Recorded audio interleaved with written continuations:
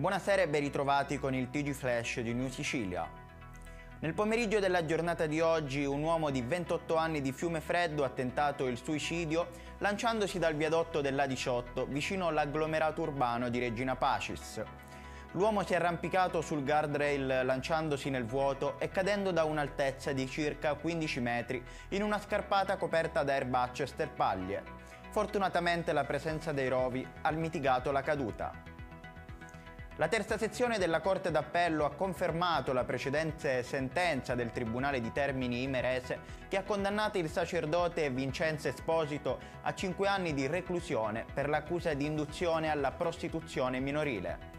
Il soggetto è stato intercettato mentre effettuava delle videochiamate hard con 4 ragazzini di 16 e 17 anni ai quali dava dei soldi tramite ricariche telefoniche o poste pay. Oltre il danno pure la beffa è quello che è accaduto durante la serata di ieri nel capoluogo siciliano a una donna di 31 anni.